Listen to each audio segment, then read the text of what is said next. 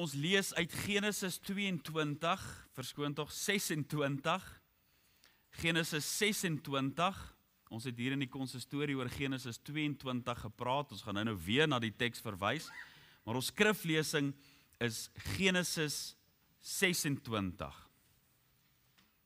Ons gaan die eerste 6 verse saam lees, daarna gaan ons verder lees vanaf vers 12.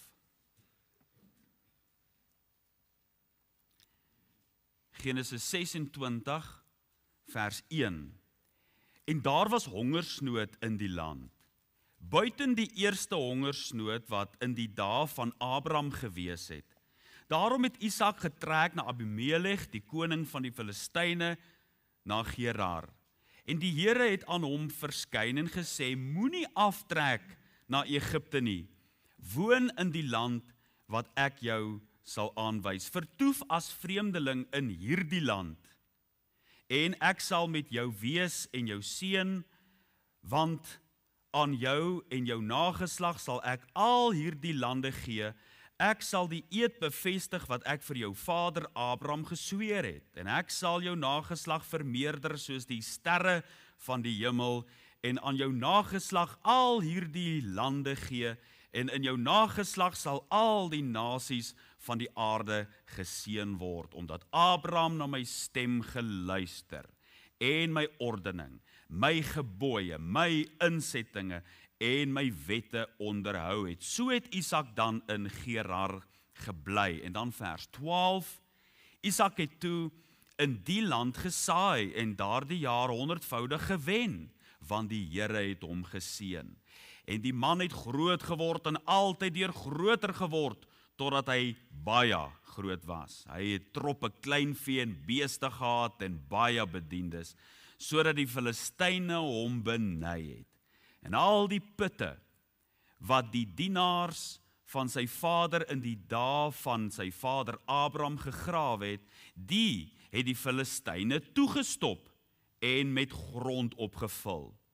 Toe sê Abimelech vir Isak, trek weg van ons, want jy het vir ons veelste magte geword.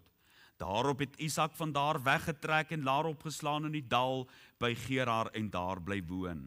En Isak het die putte weer oopgegrawe, wat hulle in die dae van sy vader Abraham gegrawe het. En wat die Filistyne na die dood van Abraham toegestop het, en dit genoem na die name wat sy vader daaraan gegee het. En terwyl die dienaars van Isak in die dal grawe, vind hulle daar 'n put met lewendige water. En die herders van Gerar het getwis met die herders van Isak en gesê, dit is ons water. Daarom het hy die put Esek genoem, omdat hulle met hom onenigheid gehad het. Daarop grawe hulle 'n ander put, en daaroor het hulle ook getwis. Daarom het hy by dit Sitna genoem. Toe het hy van daar versit, en 'n ander put gegrawe. En daaroor is nie getwis nie. Daarom het hy dit Rehobot genoem en gesê, ja, nou het die Here vir ons ruimte gemaak, en ons kan vrugbaar wees in die land. Ons lees net tot daar uit die lieflike woord van die Here. Kom ons verenig in die gebed.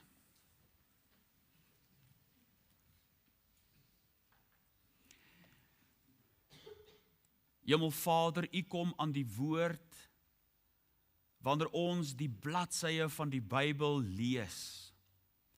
Wanneer U woord, wat vir ons geopen word, lig bring. Dan kom U aan die woord om met ons as mens te praat, relevant en aktueel ook vir vandag. En Here, as U aan die woord kom, dan weet ons beweeg op heilige grond, want U is hier teenwoordig, en dit is nie omdat ons miskien dit sou voel nie. Ja, ons mag dit ervaar en beleef, maar ons weet U is teenwoordig omdat U dit beloof het in U woord, en U is nie 'n mens dat U sou lieg nie. Of iets sê en spreek en dit nie waar maak nie. U is altyd getrou en bly getrou. In U is alles ja en is dit amen. Elke belofte van U woord, so ook die wonderlike belofte dat U vandag hier by ons teenwoordig is. U het beloof, Here Jesus, dat U met ons sal wees tot aan die volëinding van die eeue. U het ook beloof om vir ons 'n ander trooster te stuur in die wonderlike werking van die Heilige Gees waarop ons kan reken is vandag hier, om mense se harte aan te raak deur die woord van God. Maar Here, ons is hier by mekaar omdat ons veel groter behoeftes het in ons hart wat net U alleen kan aanspreek. Hier sit mense wat gebroke is in hulle hart. Situasies oor hulle lewens wat 'n wroging in hulle binneste bring. Maar U het gekom om die wat gebroke van hart is heel te maak. U sal die geknakte riet nie verbreek nie en die dowwe lampet nie uitblus nie. Daarom bid ons U heling, die balsem van Gilead, om hulle wonde heel te maak in die innerlike mens. Maar hier is mense wat dalk uiterlik met gebreke sit en o wonderlike Here, hoe kosbaar is die bloed van Christus waardeur ons genees kan word, gees, siel en liggaam. Ek bid vir mense wat in die geloof opkyk na U, om te vra, Here, raak my liggaam aan, en ons kom, soos daardie vriende, hulle vriende die dak laat sak het tot by die voete van die Here Jesus, so bring ons elke een met 'n krankheid in hierdie oomblik na U voete toe. So bid ons, Here, ook vir ons as gemeente, maar ons wil verder beweeg en ook aan ons gemeenskap dink. Terwyl, Here, daar mense vandag is wat roekeloos in hierdie wêreld rondloop en nie die erns maak om te dink aan hulle onsterflike siele nie. Ek bid vir diegene wat in hierdie oomblikke op hulle fietsse rondry, wat op hierdie oomblikke die winkelsentrums se vloere plat trap, wat op hierdie oomblikke dalk nog lê met allerhande kopseere van gisteraand se kuier. Ek bid vir diegene wat in hulle radeloosheid in die varkhokke van hierdie wêreld is en begeer om hulle siele te voed met die peule wat die varke moet eet. O Here, ek bid vir 'n verlore gaande wêreld en ons as gemeente kom saam en verrys ons stem tot U genade troon vir hierdie gemeenskap onder ons wat Jesus nodig het. Ons bid vir hulle. Ons veroordeel hulle nie, maar bid dat die liefde van Christus na hulle toe sal uitreik, dat U ons hande, dat U ons voete sal gebruik, dat ons lig en sout sal wees vir hierdie wêreld om ons heen. Dit is die gebed van ons hart. Miskien is hier 'n soekende siel wat hier in die skaduwee van die kerk bly. Wat hiernatoe kan kom, sal U hulle ook stuur, in hulle harte werk, die verlore skapies om hierheen te kom, om deel te word van die kudde van Christus. Ek bid, Here, bring hulle in en versterk ons in ons dienswerk om die evangelie van Christus uit te dra. So bid ons dan nou ook verder, Here, in die uithoeke van die wêreld, waar U kinders vervolg word. Ons dink aan internasionale krisisse wat hierdie wêreld in die gesig staar. Here, wie anders sal vir hulle bid as ons as kinders van die Here dit nie doen nie? Ek bid daarom, Here, vir die spanning wat in die wêreld is, die ekonomiese druk wat daar mag wees, die dreiging van oorlog, die gerugte van oorlog wat ons hoor, dat U uiteindelik U hand op alles sal hou. Ons bid dit ook, dat ons 'n rustige lewe mag hê. As ons dink aan die onrus van ons eie land, dan nooi U woord ons uit om te bid. En dat U ons ook sal hoor, is die begeerte van ons hart. Ons weet, U hoor ons gebed. Word dan nou verheerlik wanneer ons rondom U woord gaan verkeer, en seën ons samesyn in die naam van Jesus as ons dit bid met danksegging. Amen. Vers 18 wat ons gelees het, dien as die vertrekpunt van ons boodskap, en daar staan: en Isak het die putte weer oopgegrawe wat hulle in die dae van sy vader Abraham gegrawe het, en wat die Filistyne na die dood van Abraham toegestop het, en dit genoem na die name wat sy vader daaraan gegee het. In hierdie teksvers bring ons dan by die tema grawe die ou putte weer oop. En as deel van ons vertrekpunt van hierdie boodskap wil ek graag die baie bekende Jeremia 6 vers 16 ook aan u voorhou en daar staan, so spreek die Here, staan op die weë en kyk en vra na die ou paaie, waar tog die goeie weg is en wandel daarin. En julle sal rus vind vir julle siel. Maar hulle het gesê, ons wil daarin nie wandel nie. Nou hierdie gedeelte wat ons gelees het, vind ons Isak in die lig van 'n hongersnood en hy is besig om suidwaarts te beweeg in Egipte se rigting, maar God verskyn aan hom en sê, moenie na Egipte toe trek nie. Bly in die land wat ek jou sal aanwys en uiteindelik kom hy in Gerar, die land van die Filistyne. En hoe spiteful is die klompe darm nie, die klomp Filistyne, dat hulle waterputte toestop. En toe Isak hierdie waterputte oopgrawe, toe twis hulle, toe sê hulle nee, maar is ons water. En in hierdie gedeelte vind ons hierdie aangrypende verhaal van hoe lewensnoodsaaklike waterputte toegestop was. En hoe 'n man gekom het om die waterputte wat sy vader Abraham gegrou het, weer oop te grawe. Waterputte, lewensnoodsaaklik, daaruit is water gedrink. Families is daardeur water gegee, lyfvore is aangelê, diere het daarheen gekom om te kom drink hierdie lewensnoodsaaklike water, om die water weer aan die vloei te kry. Ons het hier gelees dat hulle lewendige water ontdek het, goeie water, gesonde water. Ons kan in soveel woorde vir mekaar sê, Isak het die putte weer oopgegrawe om te drink uit die fontein waaruit sy eie pa gedrink het. My liewe broeders en susters, ons lewe in 'n tyd waar die kerk van die Here Jesus opnuut moet besin oor die waterfonteine van die verlede, wat die volk, wat die kerk gevoed het, waarin lewenskrag was. Daar moet opnuut besin word as ons na hierdie beeld kyk van Isak wat die ou putte weer oopgegrawe het, dan bring by 'n goeie en gesonde plek van lewenskrag die water eindelik op 'n stelselmatige slinkse sin, wat eens op 'n tyd heling gebring het, wat eens op 'n leidende geeste en leringe van duiwel sal aan die tyd waarin ons lewe. Die Bybel sê in die laaste dae sal daar swaar tye oor die kerk kom. Openbaring 3 vers 17 leer, dit word oor die kerk gesê.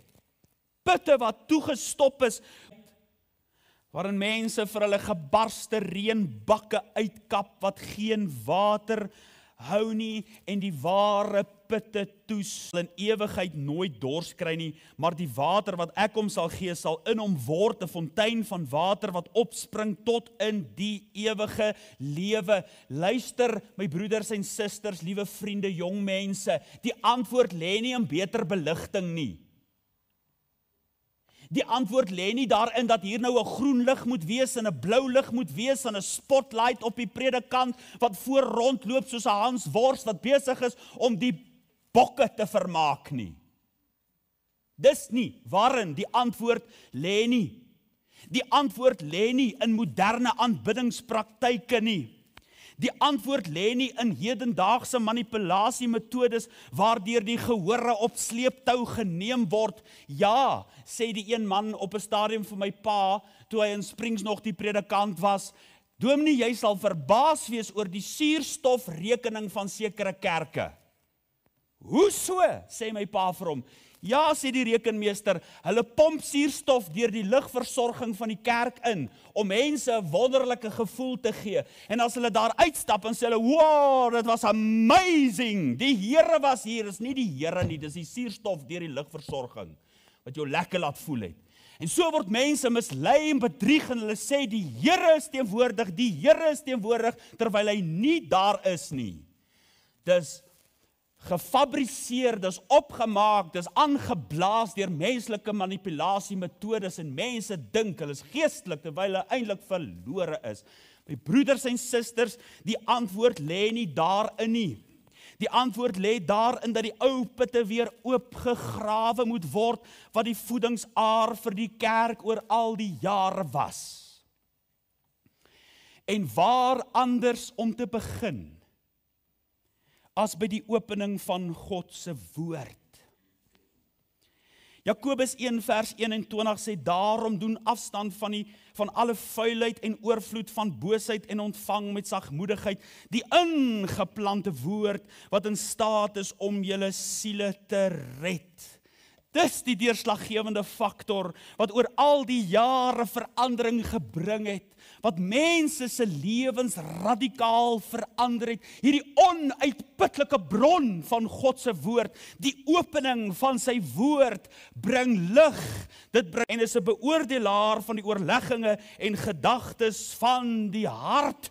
Dis hierdie kosbare woord wat oor die jare toegestop is deur die duiwel en deur mense se vleeslike begeertes en drange.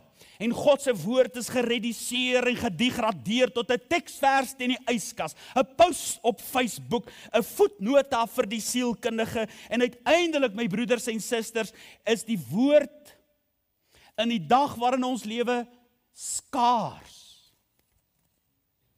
Die statistieke bewys dat 37% van gelowiges lees hulle Bybel dalk 2 keer 'n week. 43% van gelowiges maak die Bybel net 1 keer per week oop en dis wanneer hulle kerk toe kom. Dit sou by per implikasie beteken dat die helfte van ons wat hier beteken as ons hierdie statistiek algemeen op ons kan toepas, dan beteken dit dat die helfte van ons wat hier is, het hierdie week die Bybel net 1 keer oopgemaak en dis vanoggend, toe jy kerk toe kom. Dan wonder ons waarom dit in ons land so gaan, waarom dit in die wêreld so gaan, want die saad van die woord wat in mense se lewens moet inkom en ontkiem, word nie gelees nie. Daar is nie veelvoudige vrug nie, want die woord word nie in mense se harte ingebrand en ingeplant nie. Hierdie woord wat ons leer van God, van sy heerlikheid en van onsself en van die oordeel, maar die ontsnappingsroete wat daar is, dat daar 'n redder is en genade is en dat geloof deur die woord kom, maar nie soos in 1 Samuel 3 vers 1, die woord het skaars geword. Ons leef in 'n tyd waar die putte toegestop is in die Christelike geloof, uiteindelik 'n tipe DIY geloof, do-it-yourself geloof, selfbeeld opkikker wat jy nodig het, glo net in jouself, sê hulle, glo net in jouself. Terwyl as hulle net die moeite doen om God se woord oop te maak, dan sal hulle sien, jy moet nie in jouself glo nie. Jy moet in God glo. Hy is jou heil, hy is jou vreugde, hy is jou blydskap, hy is jou psalm. As jy in hom glo, dan het jy selfwaarde, nie in jouself nie, maar in hom. Hulle mis die hartklop van God, omdat hulle nie die woord oopmaak nie. Somtyds kom mense na my toe en sê hulle, dominee, ons was daar by 'n begrafnis, ons het daar 'n doopgeleentheid bygewoon, ons het daar saam met vriende na 'n gemeente toe gegaan, en weet dominee, die prediker het nie eers die Bybel oopgemaak nie. Julle weet waarvan ek praat. Die Bybel word nie eers oopgemaak nie. Dis alles mooi stories en verhaaltjies om vir jou lewenslesse te gee, sedeprediking en uiteindelik, my broeders en susters, in 'n tyd waarin daar nog nooit so baie geestelike boeke was nie, nog nooit so baie preke was nie. Jy kan op YouTube gaan, jy kan op Kruiskyk gaan, jy kan oralste gaan preke kry en preke kry, is daar nog nooit 'n tyd waarin die woord so skaars geword het nie. Ons moet opnuut besin, waaruit put ons lewe? Opnuut besin, oor die belangrikheid van God se woord. Jy moet die woord weer oopmaak, hierdie put weer oopgrawe, die grond uitkry, die verstoppings wegneem en weer daaronder die heerlike soete water van God se woord kry, die fontein wat lewe bring. Maar wat van die put van ware bekering, soos die Here Jesus gesê het in Matteus 3 vers 8, dra dan die vrugte wat by die bekering pas. As ons nou praat van iets wat so skaars is soos hoendertande, dan praat ons van ware bekerings, berouvolle bekerings, waar mense in sak en as hulle tot God bekeer, maar hierdie put is toegemaak deur trots en hoogmoed. Mense is te skaam hulle tot God te bekeer, hulle is toegestop deur hulle eie vleeslike begeertes en drange, en wil nie tot bekering kom nie, want wat gaan my vriend sê, wat gaan my ma sê, wat gaan my pa sê, wat gaan my kollega sê, as ek nou ewe skielik hiervan moet praat? Wat van ware hartgrondige bekerings ook onder die kinders van die Here? Ons praat nie van die prinsipiële bekering wat gepaard gaan met wedergeboorte nie. Ons praat van die voortdurende werk van God in die hart van 'n kind van die Here, waar hy meer en meer aflê en meer van Christus opneem. 'n Bekering wat nodig is van die verkeerde weg. En ons lewe in 'n tyd waar elke Jan Rap en sy maat 'n bumper sticker het wat sê born again. Maar die homoseksuele predikant staan in die kansel en preek vir mense. Ons leef in 'n tyd waar alles net matig gedoen moet word. Jy weet, jy moet net matig drink. Jy kan maar vloek, jy moet dit net matig seker nou ook doen hè. Jy weet, matigheid is net 'n ander woord vir louheid. Dit verbaas my as mense met hierdie tipe argumente kom. Daar's nie meer 'n ware bekering in hulle hart nie, dis nou alles net matig, jy moet dit dan nie te wees nie. Kyk, jy kan nou alkohol inneem, jy moet dit nou net nie daar tot daai punt neem, waar jy nou jou vrou gaan slaan nie. Kyk, jy kan nou maar bedwelm word, maar moet dit nou nie tot daardie punt doen, waar jy nou uithak en huismoeles gaan plaasvind nie. Dis so goed om vir 'n heroïneverslaafde te sê, doen dit net matig. Alkohol wat mense se lewens verwoes. Hoeveel mense is op die paaie van ons land al dood van, nee, maar het net matig gedrink. Maar ware bekerings is by die deur uit. Soos 2 Timoteus 2 vers 12 sê, vlug van die begeerlikhede van die jonkheid. Waar pas Handelinge 3 vers 19 in? Kom dan tot inkeer en bekeer julle, sodat julle sondes uitgewis kan word en tye van verkoeking van die aangesig van die Here mag kom. Waar pas dit in?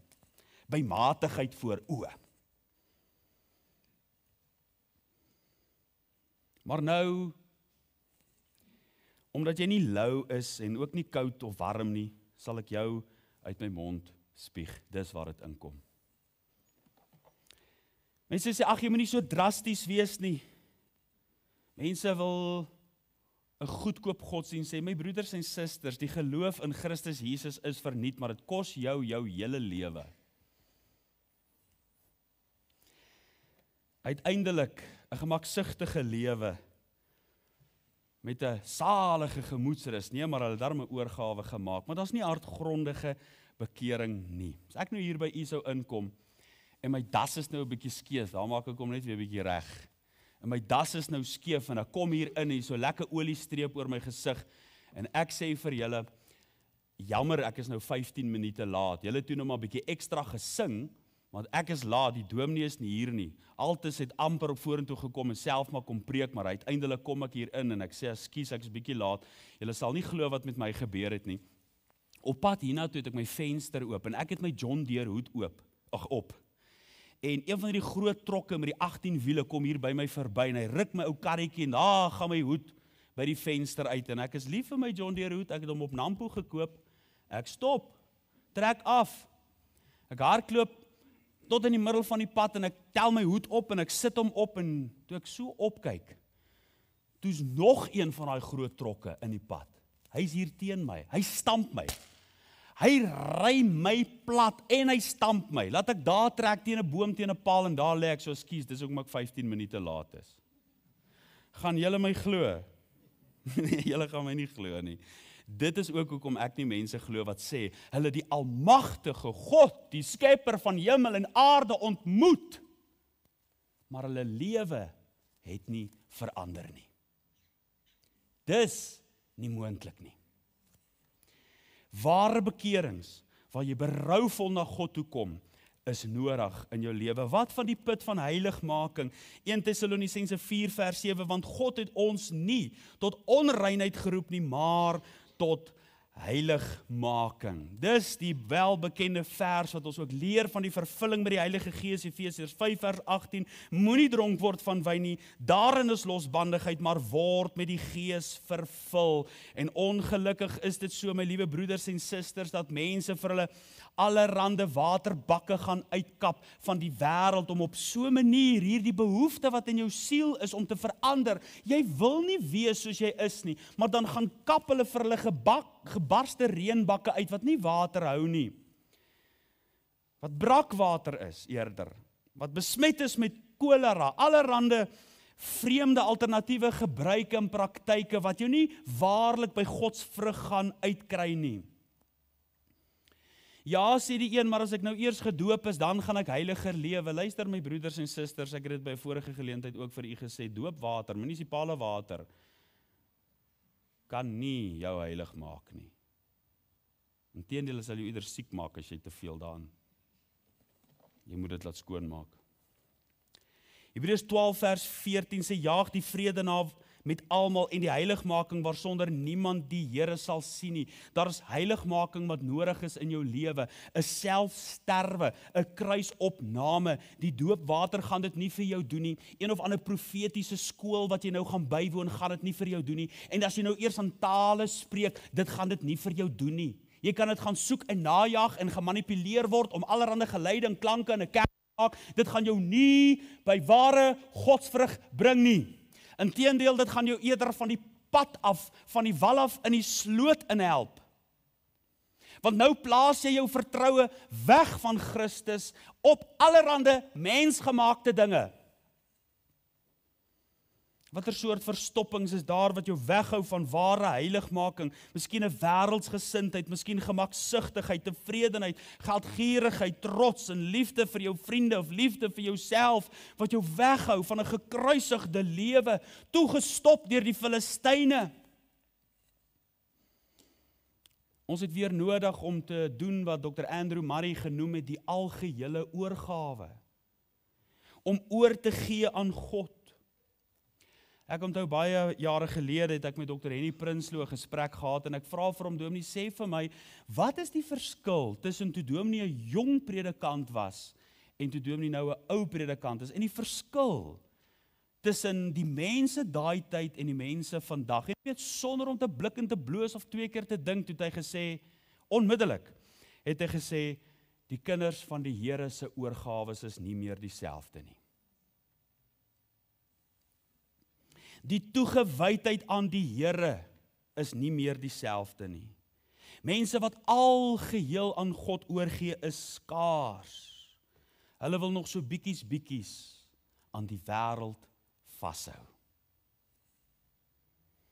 My liewe broeders en susters, hierdie put van ware heiligmaking moet oopgegrou word, waarin jy op die plek in jou lewe kom waar jy sê, Here, ek is met Christus gekruisig, ek leef nie meer nie. Die put van getuig en getuienis wees, Jakobus 4 vers 2, julle verskoon tog die een van gebed. Ek het my slideshow heeltemal deur mekaar hier, so verskoon tog. Ek is by die put van gebed. Julle begeer en julle het nie, julle pleeg moord en is naaiwerig en julle kan nie verkry nie. Julle veg en maak oorlog en julle het nie, omdat julle nie bid nie. Die put van gebed. Om waarlik, my broeders en susters, by hierdie fontein van lewe uit te kom. Gebed is die asemhaling vir die kind van die Here. As daar geen hoop is nie, as daar geen vrede is nie, as daar geen toekoms is nie, as daar gebrek is, as daar tekort is, as daar geen ware vreugde is nie, dan het ons nie omdat ons nie bid nie. Ek wil nie eers vir julle die statistieke noem van wat opnames is oor mense se gebedslewe nie, maar hierdie put kan net wees omdat ons gehoorsaam is en die groot sonde van biddeloosheid in ons lewe toegelaat het. om nie meer in die teenwoordigheid van God te wees, en daar met hom in die verborgene te wees nie. Ek sê nie ons moet bekend staan as mense, en bekend staan as bidders nie. Nee, jy kan in die verborgenheid God soek, en hy sal jou help in die dag van benoudheid. En ongelukkig is dit so dat mense deesdae die Here net soek in die dag van benoudheid. En wanneer die Here geantwoord het, dan vergeet hulle weer van hom. So is dit. So sit die boer. Hy sit ook daar in die kerk. En wanneer daar 'n biddag vir reën is, dan bid hy en sê, Here, help ons. En wanneer die Here reën stuur, dan vier hy dit saam met sy makkers in die kroeg. Net in die dag van benoudheid, dan roep hulle die Here aan, maar my broeders en susters, hierdie put moet oopgegrawe word, dat ons daaronder weer uit die wonderlike vrug kan put wat God vir ons in gedagte het. Geen program nie, geen aksieplan, geen seminaar gaan jou help. Jy gaan moet leer om af te sak in die skag. En jy sak af alleen deur jou knie voor God te buig en te bid. As daar gebreke is, dan is dit omdat ons nie bid nie. Want ons het nie, omdat ons nie bid nie. Maar die put van getuig en getuienis wees, Handelinge 1 vers 8, maar julle sal krag ontvang wanneer die Heilige Gees oor julle kom en julle sal my getuies wees. Let op hierdie vers, dis 'n spontane uitvloeisel van wanneer die Heilige Gees oor iemand kom, dan sal julle my getuies wees. Dis die ware oorwinning waarin ons kan wees, wanneer die Gees van God beheer oor ons lewe neem en ons begin getuig. Om te getuig van jou redding, van die wonderdade van God. Partykeer vra mense vir my, dominee, maar ek weet nie hoe om iemand na Jesus toe te lei nie. Vertel hulle net hoe jy daar uitgekom het. As jy vir iemand wil vertel hoe jy van die Transvaal na die Kaap toe moet ry, dan vertel jy hulle net hoe jy Kaap toe gery het. Vertel hulle, getuig daarvan, praat daaroor. Getuig van die werk wat God in jou binneste doen. Hierdie put moet weer oopgegrawe word om te getuig van hartsreiniging en die vervulling met die Heilige Gees. Praat met mense daaroor, deel dit met mense, want die oomblik as ons dit nie doen nie, dan begin ons mekaar bluf. Julle weet mos wat dit beteken. Ons wil nie met ander mense praat nie, want nou dink hulle, ek sukkel met goed waarmee hulle nie sukkel nie. Ek wil nie iets deel nie, want nou dink hulle, ek is, daai mense by die kerk is te heilig, ek kan nie met hulle praat nie, want ek sukkel nog met goed. En dis wat gebeur as ons nie getuig nie. En as iemand getuig, dan kom jy agter, oom so en so, sukkel toe ook met iets in sy lewe, maar die Here het hom gehelp en uitgedra, en nou kan hy jou ook help, en tannie so en so het ook gesukkel met hierdie ding in hulle lewe, maar God het hulle geondersteun oor die jare en deurgedra, en uiteindelik word ons bemoedig deur mekaar se getuie. Ons word opgebou, die een die ander, soos ons werk en met mekaar deel oor wat God vir ons gedoen het. Maar nie net hier by ons nie, om dit ook verder te dra, uit te dra. As die Here ons genees het, as die Here voorsien het, daar's oorwinning daarin, my liewe broeders en susters. Openbaring 12 vers 11, en hulle het hom oorwin deur die bloed van die lam en die woord van hulle getuienis. Hoekom is daar oorwinning deur 'n getuienis? Want deur 'n getuienis proklameer jy die oorwinning van God oor die bose wêreld, oor die duiwel, dat Christus triomfantlik is. Kyk wat het hy vir jou gedoen. Die ateïs kan maar praat, maar wie kan wegneem wat God in jou binneste gedoen het? Dis 'n getuienis vir die wêreld. Kom luister. En laat my vertel julle almal wat God vrees, wat hy aan my siel gedoen het. Sê Psalm 66 vers 16. My broeders en susters, wil jy nie by hierdie oomblik 'n oorgawe aan God maak om te sê, daar's iets wat God vir jou gedoen het en jy dit regtig nog nie vir mense vertel nie. Wil jy nie by daardie punt kom waar jy die put weer oopgrawe, dat die water kan uitkom en mense leer hiervan nie. En dan natuurlik die voorlaaste, die put van kerklike tug. Matteus 18 vers 15, En as jou broeder teen jou sondig, gaan bestraf hom tussen jou en hom alleen. En as hy na jou luister, dan het jy jou broeder gewin. Professor Willie Jonker is van mening en hy skryf dat vir 'n kerk om waarlik nog kerk te wees, moet kerklike tug toegepas word. Dink mooi hieraan. As 'n kerk bly voortgaan sonder om handelend op te tree met sonde in sy midde, dan word die naam van God onder die heidene gelaster. Mag dit net 'n bietjie insink in ons harte in, wat professor Willie Jonker geskryf het. As sonde dood eenvoudig onder die mat ingevee word, as ongeregtigheid nie hanteer word nie, dan sê die wêreld, die kerk is maar net soos ons. Hulle sing, verlos, o my siel, gaan vertel dit, maar hulle hanteer nie sonde nie. En as sondes dalk hanteer moet word, dan wil die kerke dit nie doen nie, want hulle is bang, mense loop weg. Die dominees wil people pleasers wees. Die ander kant van die munt is dat daar 'n kerk om elke hoek en draai is en mense hardloop weg van kerklike tug af. As hulle iets verkeerd gedoen het, dan bly hulle weg en hulle kom nie na die lig dat hulle werke bestraf kan word nie. Hulle gaan soek eerder vir hulle ander kerk waar hulle kan voortwoeker in hulle ongeregtigheid. Hulle staan voor die kansel en sê hulle onderwerp hulle self en leer en lewe aan kerklike tug as hulle self dalk te buite gaan, maar die oomblik as hulle self te buite gaan en iemand wil optree, dan hardloop hulle weg, hulle ruk hulle kuite op dat hulle rugspasmas kry en dan gaan hulle. Maak dit hulle wegkom. En gaan kruip weg, soos Adam gedoen het, soos Eva gedoen het. Hulle gaan kruip weg. En hulle verskoon hulle self van die heerlike effek wat kerklike tug op hulle mag hê. Hulle sal gaan inskryf vir 'n rehabilitasiesentrum. Hulle sal gaan inskryf by 'n inrigting, maar nie vir kerklike tug nie. Nie 'n manier nie. Hierdie put is toegestop.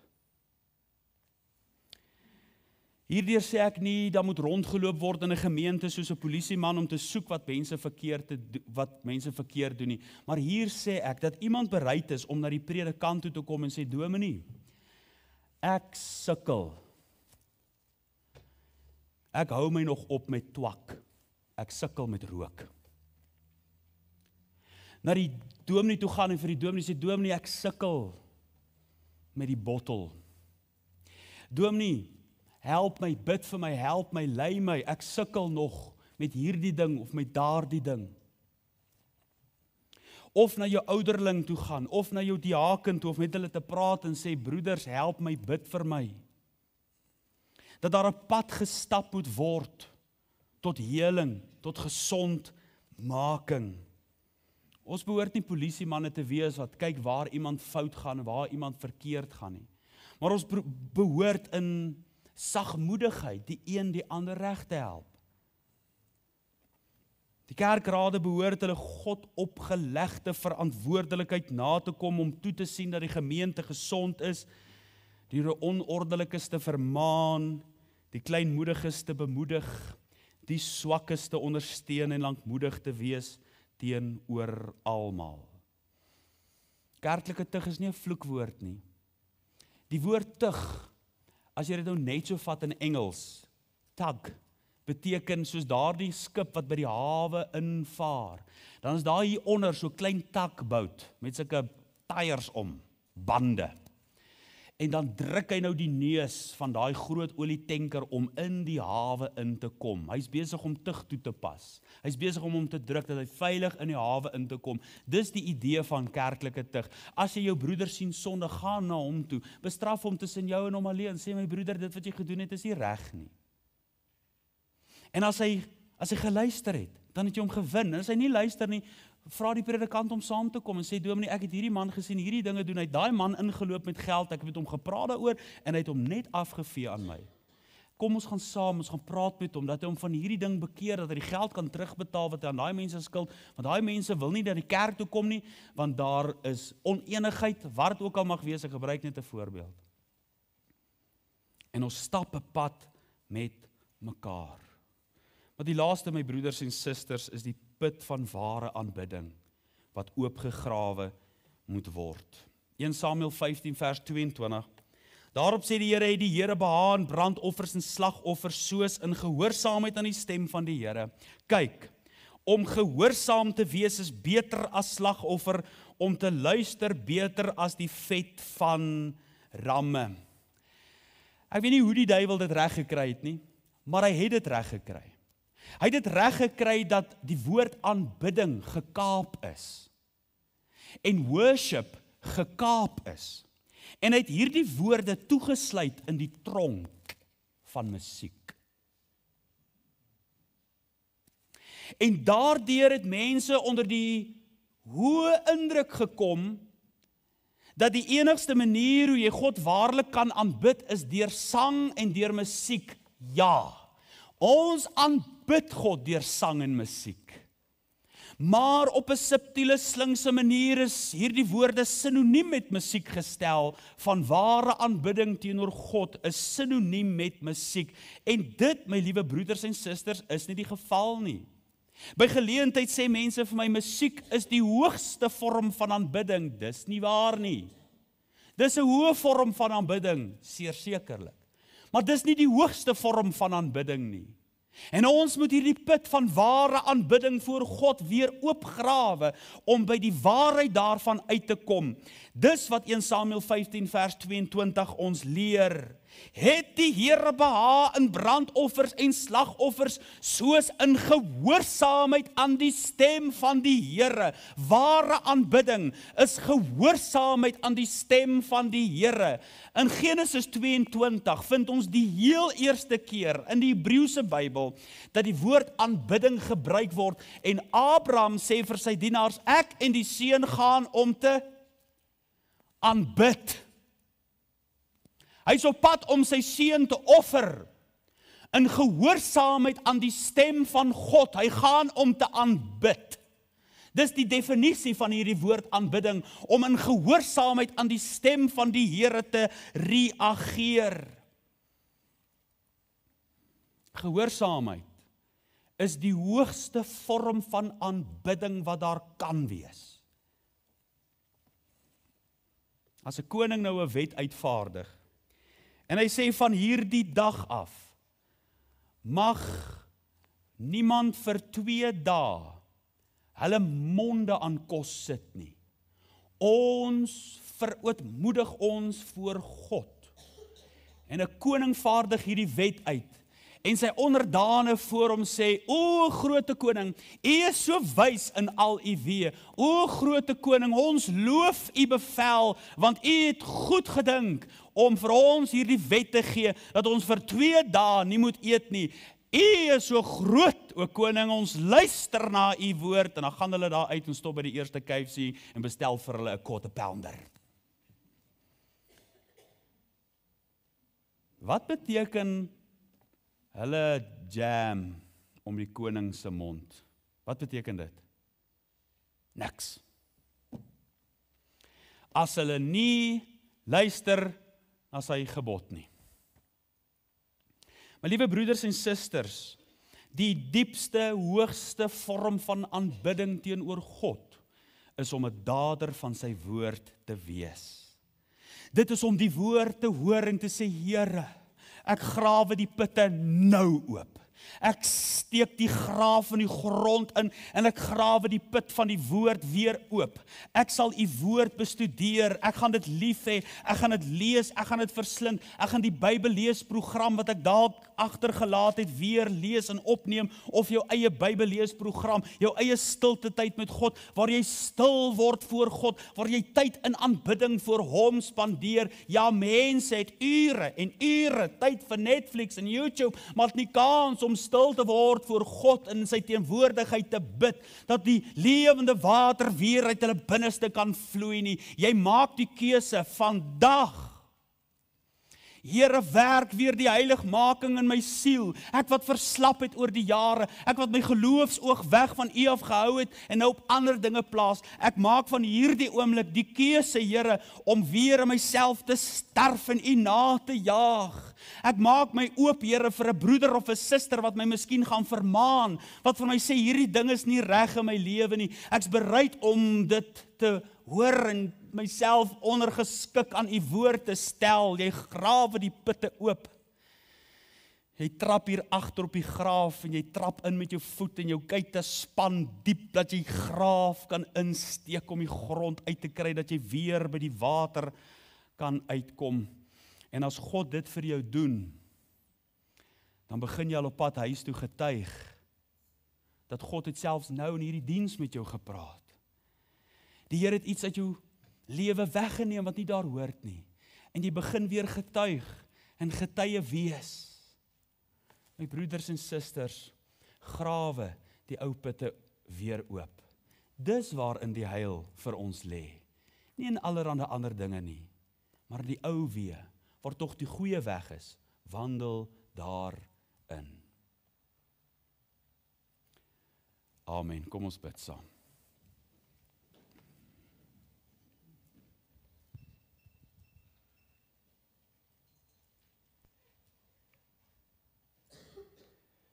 O Here, ek dank U vir hierdie gemeente, wat hulle ondergeskik stel aan U woord, dat die woord onder ons die hoogste prioriteit geniet. En Here, ek bid vir iemand wat vandag sê, daar soveel verstoppings in hulle lewe, dat die water nie meer vloei nie. Ek bid, Here, dat U hulle deur die Gees in staat sal stel om weg te neem wat hinder. Dat U sal oortuig van iets in hulle lewe. Miskien is daar 'n paar putte oop, miskien is daar 1 of 2 verstop. O Here, dat ons instrumente weer in U hand sal wees. Bruikbaar, diensbaar vir God. Ek bid, Here, dat hierdie woord tot ons harte sal spreek. Dat ons nie net hoorders sal wees wat ons self bedrieg en in 'n spieël kyk en onmiddellik vergeet hoe ons lyk nie. Maar waarlik, Here, dat ons 'n nodige koersaanpassing in ons lewe sal teweegbring, sodat daar goeie vrug vir U sal wees. Ek bid dit in Jesus naam met danksegging. Amen.